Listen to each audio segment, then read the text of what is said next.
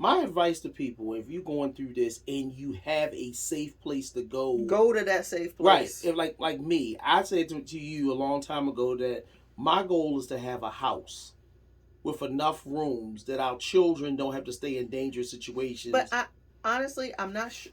I can't tell you why I didn't go back home, because I had my dad there. My dad would have my dad took me and my son in before, so I didn't want to leave him. I loved him. Okay. And I felt like leaving him was abandoning him. Okay. I wasn't being loyal to him if I left him. Okay. I didn't want to take his child away from him. Okay. And so everything is about him. Yes, everything was about him. He must have put it on you. But it was bad. But you about to laugh too. I saw you.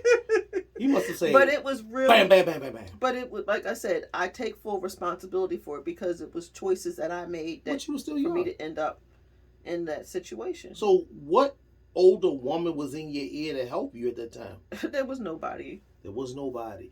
And no one talked to me, really. You know, and the one thing I look at as person of color, that we have to embrace our elders and learn. I was blessed because I had my grandparents and I had aunts and uncles who were married, and we were close. Well, I started having a relationship with my grandmother, my mom's mother. Mm-hmm. She would call me a lot when I was pregnant with my son. Okay. And we talked a lot, but then she ended up with cancer and she passed. Okay. I think when he was around 6-7 months old, she passed. Okay. But she was the only one that really talked to me. Okay. During that time. No one else really had too much to do. Everyone kind of backed off away from me. Okay. Wow. So I was kind of, I felt like I was alone, and I felt like he was all I had. Honestly, it was kind of warped. He was good at making me feel like he was all I had. Okay. So that's how I said my brain was really, really messed up, because it wasn't true. Okay. It wasn't true at all. I had others in my life I could have turned to, but I didn't, because I felt as though he was all I had. So you're saying, okay, people don't leave for love, or what they perceive as a love. Yes. A love, because in another show we're going to talk about the types of love. Yeah. But you had a strong love for them, and a lot of time it's mix-mac, because did you ever ask him, how much do you love me? In the course of the relationship? Yeah. And what was said? I wasn't enough. So, okay, boom.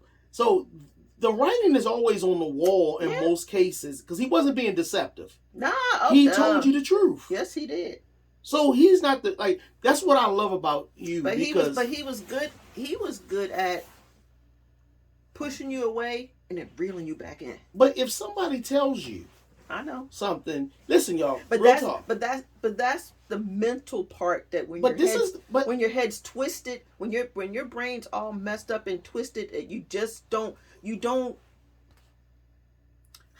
me just say this. If it's a snake, and the snake says, "I bite you because you're my food," and you choose to hang around that snake, and he bites you, don't cry foul, because you knew what it was in the beginning. He was never deceptive. Now, a lot of people in relationships are deceptive, where they'll tell you all the stuff like that. But you're telling me he told you wasn't enough. But then another time he'll tell me, oh, he loves me, he wants to have a future with me, so I will wait. He wasn't ready yet, so I will wait. And I will wait, hoping that, okay, it will happen soon, that he decides that he wants to stop doing all the other stuff and be with just me. Thank you for tuning into The Bradbys Show with your hosts, Matthew and Candy Bradby. Please subscribe to this channel, click like, and share this episode. Tune in every Monday on your favorite podcast platform for new episodes.